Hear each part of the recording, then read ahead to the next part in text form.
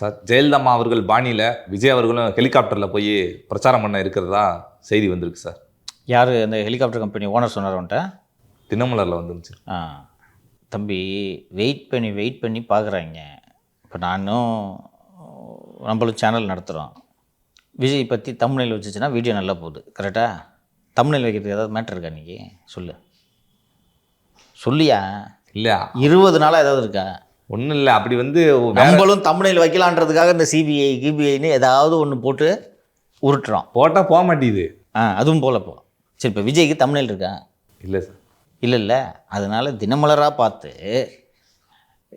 என்னையா 2 நாளாக ஒரு ஏடிஎம் நியூஸை போட்டு சரி ஒன்று போட்டு விடு அப்படி உருவாக்கியது தான் அந்த செய்தி. எங்கள் அண்ணன் வளர்ந்த இந்த ஏற்பாடெல்லாம் பண்ணிருக்காரு ஹெலிகாப்டருக்கு வாடகைக்கெல்லாம். எவ்வளோ தான் அவரும் செலவு பண்ணுவார்? ஃப்ளைட்டில் போகிறதுனா அலர்ஜி, அதனால் அது போன்ற திட்டம் எதுவும் இல்லை. அவருக்கு என்ன சார் அலர்ஜி? விஜய் அவர்களுக்கு அடிக்கடி ஃப்ளைட்லலாம் போயிட்டு வராருங்க சார். நான் விஜய்க்கு நான் சொன்னேன், ஜான் ஆரோக்கியசாமிக்கு அலர்ஜி. அவருக்கு சார் கூட வர போகிறாரு. அவருக்கு அலர்ஜினா அது விஜய்க்கு அலர்ஜி. அவர் ஒரு வியூக வகுப்பாளர். வியூகத்தை வகுத்துட்டு ஆஃபீஸ்லேயோ வீட்லேயோ இருக்க போகிறாரு. ஹெலிகாப்டர்லேயோ பிளேன்லேயோ போயிட்டு பிரச்சாரம் பண்ண வேண்டியவர் திரு விஜய். அவருக்கு அலர்ஜியாக இருந்தால் என்ன பிரச்சனை? இப்போ அவர் வியூகம் வகுத்து கொடுத்துட்டு இந்த மாதிரி பண்ணுங்கன்ட்டு இவர் இங்கே உட்காந்துக்குவார். ஹெலிகாப்டரில் யார் கூட போவா? வளர்ந்தவர், பொதுச் செயலாளர் நிர்மலண்ணே, திரு அருண்ராஜ் போவாங்களா? அவங்களாம் நெருக்க மாட்டாங்கன்னா அப்போ எனக்கு என்ன வேலை? அண்ணனுக்கு என்ன மறுவாதி? அப்போ என்ன சொல்லணும்? ஹெலிபேடிலேருந்து ஸ்டேஜ் வரைக்கும் பயணம் பண்ணுற தூரத்தில் விஜய் மீது தாக்குதல் நடத்தி விடுவார்கள். அதனால் அது ஆபத்து. வேறு என்ன சொல்லலாம்? இதே போல் ஒரு தேர்தல் பிரச்சாரத்திற்கு பிரபல நடிகை சௌந்தர்யா சென்ற ஹெலிகாப்டர் விபத்துக்குள்ளாகிவிட்டது. முன்னாள் chief of defence staff Bipin Rawat எதில் இருந்தார்? ஹெலிகாப்டர் விபத்தில். முன்னாள் மக்களவை சபாநாயகர் எதில் இருந்தார்? ஹெலிகாப்டர் விபத்தில். சார் அப்படி பார்த்தா காரில் பஸ்ஸில் கூட தான் சார் விபத்து ஏற்படுது. இல்லை ஜோசியம் பார்த்தேன் சொல்கிறாரா இல்லை அவர் சொல்கிறனால சொல்கிறாரா சார்? தம்பி, இன்னும் மாவட்ட செயலாளரை போட்டு முடிக்கல தெரியுமா? கோயம்புத்தூரில் பூத் லெவல் ஏஜென்ட் மாநாடு நடத்துனாங்களா? எல்லாருக்கும் ஒரு நோட்டு புக்கு பென் ட்ரைவ்லாம் கொடுத்தாங்களா? அதுக்கு அடுத்தடுத்து மதுரை அங்கன்ட்டு மண்டல மாநாடுலாம் நாங்கள் பூத் ஏஜென்ட் மாநாடு நடத்துகிறோன்னு சொன்னாங்களா? எப்போ நடத்த போகிறாங்க? இப்போ கொஞ்சம் நேரத்துக்கு முன்னாடி வந்தது. சென்னையில் அந்த கரூர் விக்டிம்ஸை சென்னையில் அழைத்து சந்திக்க விஜய் முடிவு. அதுலேயும் பார்த்தோன்னா முடிவு அப்படின்னு போட்டு கேள்விக்குறி கடைசியில் போட்டுருவாங்க. நம்மளும் தமிழ் வைப்போம்ல, அது மாதிரி கேள்விக்குறி. என்ன சார் என்னங்க அது மாதிரி சந்திக்கிற ஐடியாவே இல்லையா? அதுக்கு தான் கேள்விக்குறி வச்சுருந்தேன். நீ கேள்விக்குறியை பார்க்காம விட்ட. யாருக்குமே தெரியாது அடுத்து என்ன அரசியல் நடவடிக்கைன்னு. ஏன் விஜய்க்கே தெரியாது. எங்கே அவர் முடிவெடுத்தால் பக்கத்தில் இருக்கவங்க சும்மா விட மாட்டுறாங்களே. 30 நாள் ஆகுதுயா. தேதி என்ன ஆச்சுன்னா இன்னும் 2 நாள் ஆச்சுன்னா 1 மாதம் ஆகுது கரூர் சம்பவம் நடந்து. இந்த 1 மாதத்தில் தாவேக என்ற கட்சியின் அரசியல் செயல்பாடு என்ன சொல்லு? ஒரே ஒரு ஆக்டிவிட்டி சொல்லு. நடுவில் அக்கௌண்ட்டில் பணத்தை போட்டாங்க. இதுக்கு பேர் பொலிட்டிக்கல் ஆக்டிவிட்டி. நான் பொலிட்டிக்கல் ஆக்டிவிட்டின்னு சொன்னேன். நீங்கள் போய் உங்கள் அக்கௌண்ட்டில் யாருக்காவது அவனுக்கு ஜிபேயில் பணம் அனுப்புறதெல்லாம் பொலிட்டிக்கல் ஆக்டிவிட்டின்னு தூக்கிட்டு வராதிங்க. சரி சொல்லு. ஏடிஎம்கே இந்த 30 நாள் ஏடிஎம்கே என்னென்ன பண்ணாங்க சொல்லு. மழை நீருக்கு போனாங்க. கிட்னி திருட்டா அதை கொண்டு போய் சட்டப்பேரவையில் இது பண்ணாங்க. அந்த அல்வா அதை கொண்டு போய் விளம்பரம் பண்ணாங்க. இந்த திட்டங்களையுமே நிறைவேற்றல அப்படின்னு சொல்லிட்டு சொன்னாங்க. டிஜிபி பற்றி அறிக்கை விட்டுருக்காரு. நாமக்கல் பிரச்சாரத்தில் பேசினாரு. நெல் விவகாரத்தை எக்ஸ்போஸ் பண்ணியிருக்காங்க. கரூர் சம்பவத்தை தொடர்ந்து பேசிக்கே இருக்காங்க. பிஜேபி என்னென்ன அரசியல் செயல்பாடு? கரூர் சம்பவம் தொடர்பாக சிறப்பு விசாரணை குழு அப்படின்னு சொல்லிட்டு எம்பிக்கள் கொண்ட குழு அனுப்புனாங்க. அவங்க பார்த்துதான் சிபிஐக்கே மாற்றி விட்டுருக்காங்க. நயினா நாகேந்திரன் பிரச்சாரத்தை தொடங்கிட்டாரு. அங்கே இங்கேன்னு குட்டி போராட்டங்கள் நடக்குது சார். எப்படி தெரியுதுன்னா, நான் பஸ்ஸில் போகும்போது பார்த்தேன், அந்த போஸ்டர்லாம் அடிச்சு ஒட்டியிருக்காங்க, பேனர்லாம் வச்சுருக்காங்க. வினோத் செல்வம் ஒரு போராட்டம் நடத்தினார். நிர்வாகிகள் பொறுப்பாளர்கள் போட்டிருக்காங்க இல்லையா? இது 2 அணி தான் இல்லையா? திமுக அணியில் என்ன செயல்பாடு? திமுக அணி அதிமுக என்னெல்லாம் சொல்கிறாங்களோ அங்கே போய் ஃபோட்டோ எடுத்துக்கு வெளியே போகிறது. இல்லைன்னு சொல்லிட்டு முட்டு கொடுக்குறது. தமிழகத்தை தலைக்குனிய விட மாட்டேன். ஏதோ ஒன்று செய்கிறாங்களா? தாவேக என்ன பொலிட்டிக்கல் ஆக்டிவிட்டி சொல்லு. அவங்க தொண்டர்கள் மட்டும்தான் சார் பம்பரமாக உட்காந்து எல்லாத்துக்கும் எதிர்ப்பு இப்போ தெரிவிச்சிட்டு இருக்காங்க. Virtual warriors. உண்மையாக சொல்லணும் சார், இந்த விர்ச்சுவல் வாரியர்ஸ் ரொம்ப ஆக்டிவாக வேலை பார்த்துருக்காங்க.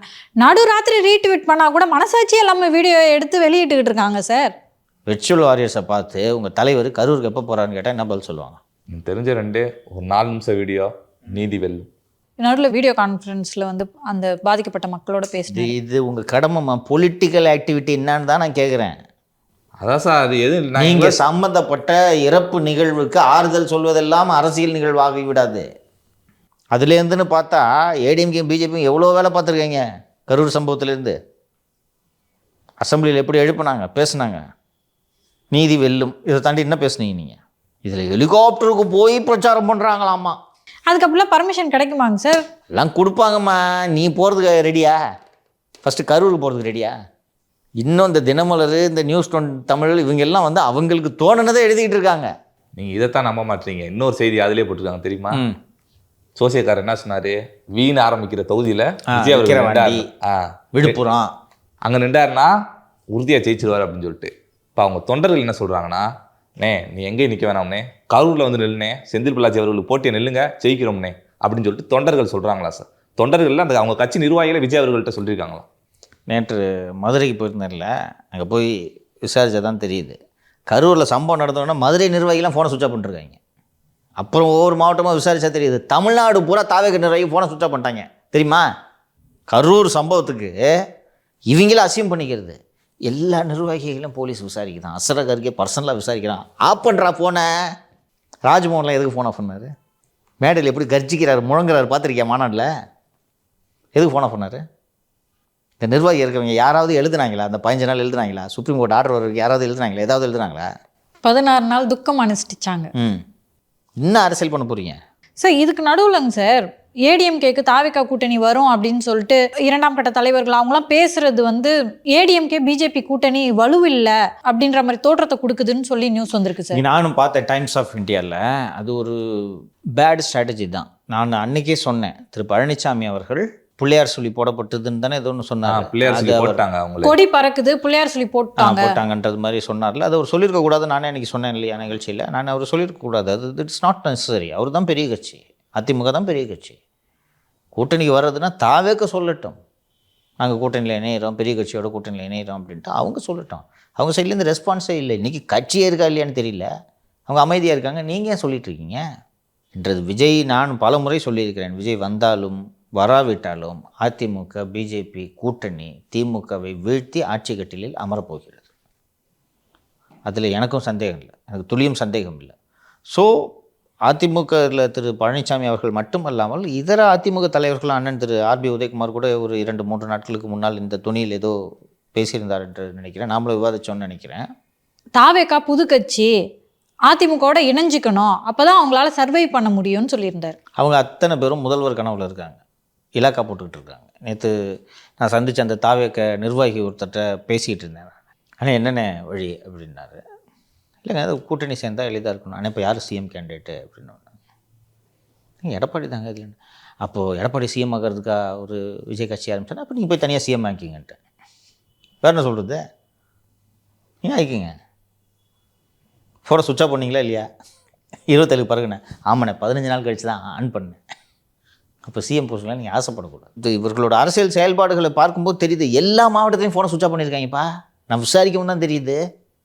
அவ்வளோ மாவட்டத்தில் ஃபோனை சுவிட்ச் ஆஃப் பண்ணியிருக்காங்க. அனுபவம் இல்லைல்ல, இவங்களாம் பரப்பிக்கிறது. அஸ்ராகருக்கு எல்லா ஃபோனையும் கண்காணிக்க சொல்லிட்டாங்களாம்.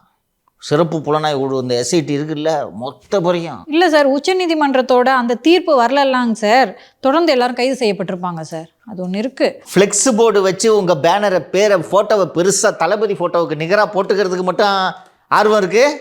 இப்போ போலீஸ் தேர்தல் போய் சந்திங்க. அதிகபட்சம் என்னப்பா பொலிட்டிக்கல் ஆக்டிவிட்டின்னு கேட்டேன் நான். தளபதி வரும்போது ஃபோட்டோவை பெருசாக போட்டுக்கிறது.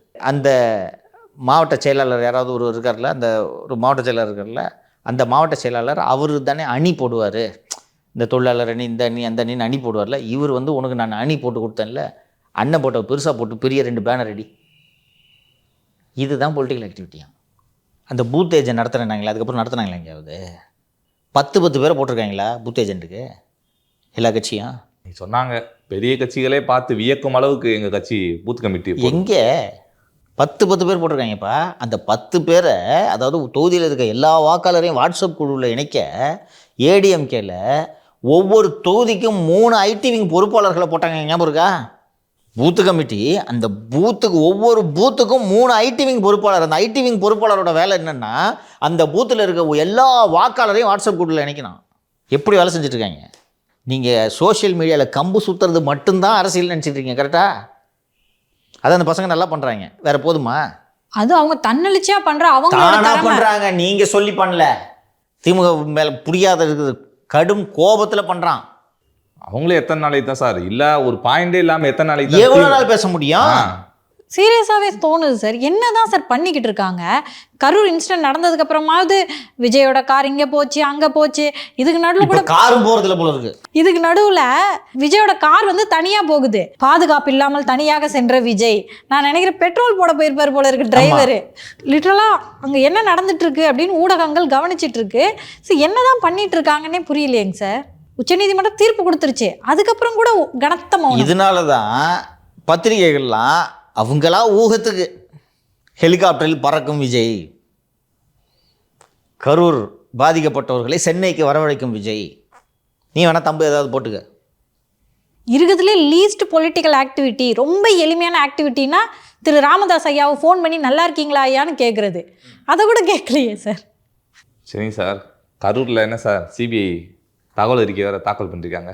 எஃப்ஐஆர் ஃபைல் பண்ணியிருக்காங்க கோர்ட்டில். வேணா எப்போவுமே சிபிஐ ஒரு இன்வெஸ்டிகேஷனை டேக் ஓவர் பண்ணாங்கன்னா அவங்க தனியாக ஒரு எஃப்ஐஆர் போடுவாங்க. எந்த கேஸ் எடுத்தாலும் அவங்க ஒரு தனியாக எஃப்ஐஆர் போடுவாங்க. அந்த எஃப்ஐஆர் போட்டு அவங்க ஃபைல் பண்ணியிருக்காங்க. அண்டு இது இந்த இப்போதைக்கு இவங்க தாவேக தரப்பில் அரசியல் நடவடிக்கை என்னன்றது சொல்கிறேன். நேற்று நம்ம பேசுனது தான்.